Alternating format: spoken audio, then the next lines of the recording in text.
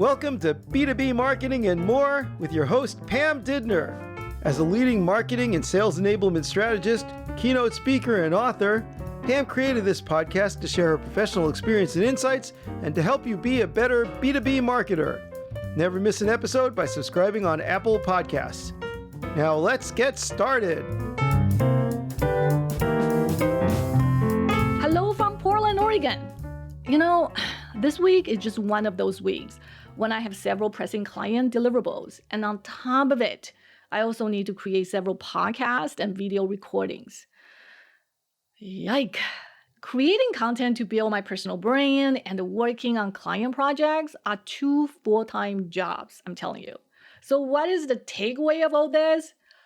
Don't do what I do. Just don't do what I do. It's way too much work. So speaking of creating content, here is a LinkedIn message from Quinny, who lives in Hong Kong. All right. And she said, "Hi, Pam. I continually read your blogs and find them useful as I'm in the B2B marketing field and specialize in the Asia Pacific market. Shall we connect so I can be informed about your new articles?" "Of course, Quinny. I love to connect," I answered. And in response, she added one quick question. She said, "Hey, Pam, when it comes to content marketing, I understand many in-house experts can contribute content, but they might not write it in a customer-oriented way." I agree with that. "For tech startup company, what is your take on outsourcing the content writing versus getting a copywriter in-house?" Well, great question, Quinny. Actually, I want to tell you, Quinny, every marketer struggles with that decision and the balance. Should I hire someone full-time or should I outsource? Which marketing function should I take in-house and which one should be outsourced? So let's talk about the pros and cons of in-house versus outsourced. All right. So for in-house, the advantages are, obviously, you have total control of when and how things are done for your marketing materials and campaigns. You also have more transparency. You have a process, so you know how things get done, right? And it's a dedicated team, so they understand your company's products and services so much better. Assume it's a small team, then the communication within team tend to be a whole lot faster, right? So the decision-making process is much quicker.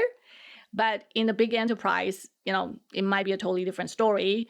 Dedicated team may slow down the decision-making. So that can be advantage versus disadvantage.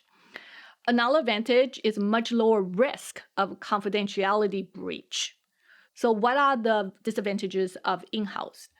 Well, it does take longer time to turn around within the company than just agency.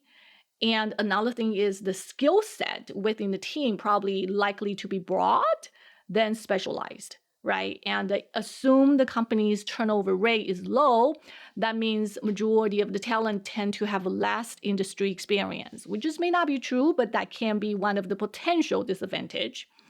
Another thing is it reduced employees' time left for other key business initiatives. That's assume some of the tasks are tactical or repetitive, right? So what are the advantages for outsourcing? Obviously, you can scale the efforts a whole lot more quickly, and you can access the specific and specialized disciplines such as SEO, Facebook pay ad. You can get an agency to do it. If they do that kind of job day in and day out, they do it much faster and more efficient. Another advantage is a quick turnaround with new creative ideas.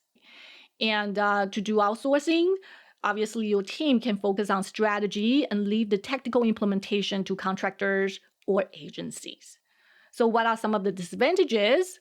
Obviously, they don't have the complete dedication to your business. After all, they are contractors. They probably have multiple accounts that they have to manage. Another thing is lack of a full understanding of your products and services, especially if your products and services are complicated, right? They don't fully understand and they charge by hours.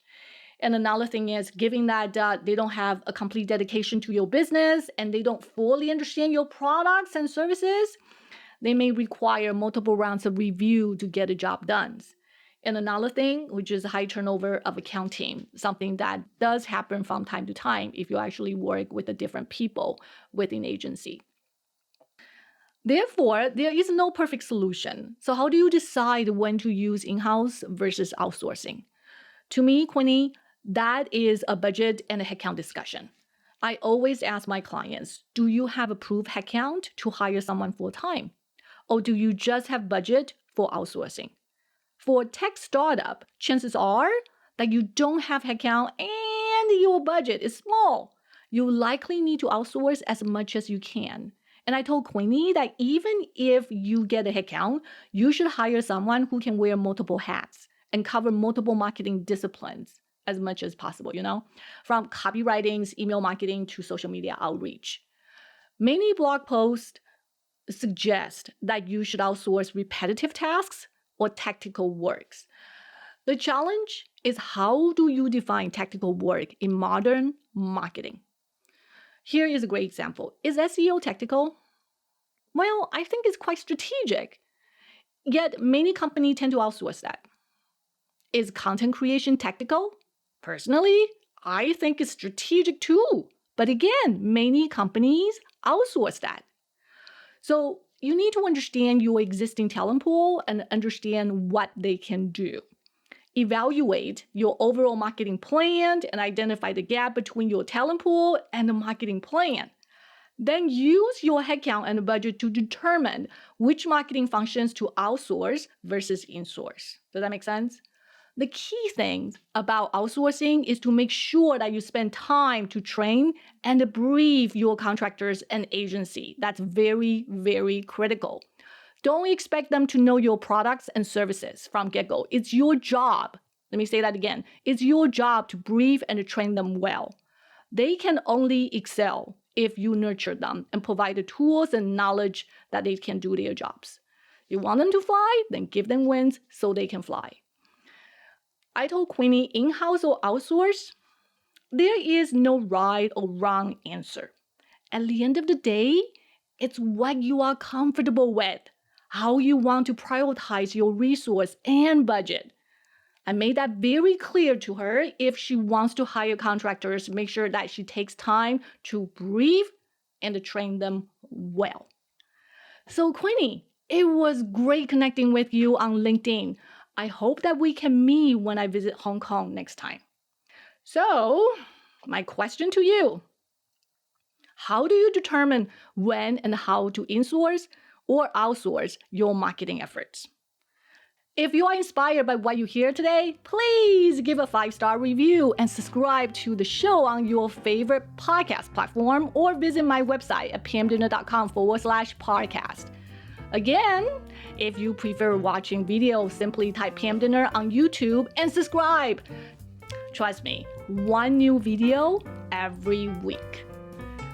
Be well, and let's connect again next week. Take care. Bye-bye. If you enjoyed this podcast, please share it with your colleagues and leave a review on Apple Podcasts.